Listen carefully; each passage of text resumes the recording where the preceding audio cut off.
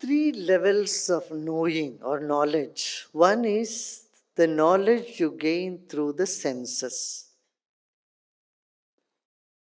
This is very individual. Like if you say, this gulab jamun is sweet, only you can know that, only you can say that. If you say that, that doesn't really convey what you mean to others. It's vague. You cannot exactly say how sweet it is to others. So the knowledge you get through the senses, all the five senses, is the first level of knowledge. It has its limitations. Now, higher than this is the knowledge from inference, from the intellect. For example, the sun never sets or never rises. This is intellectual knowledge. Senses say the opposite. When you look, the sun is setting, sun is rising, but intellect says, no, this is not true. Neither sun is setting nor it is rising. Similarly, you see in a beaker of water a pen, you put a pen, it looks to have it bent. Optical illusions are called illusion because of intellectual knowledge.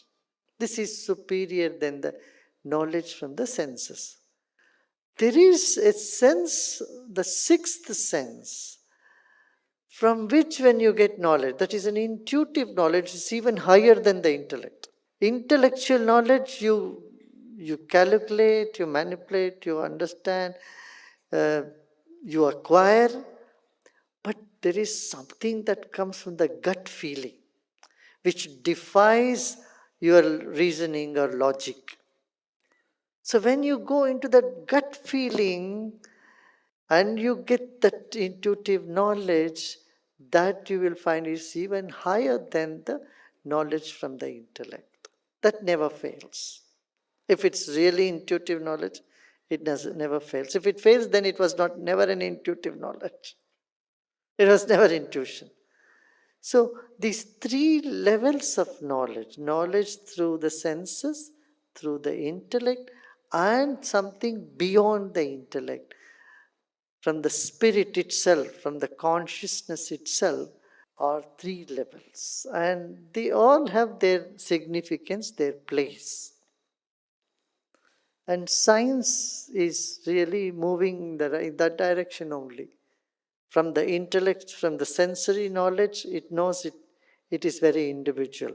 But the knowledge of the intellect, that is not individual, it's a collective knowledge, inferred knowledge. And then you go beyond that, that's a universal knowledge.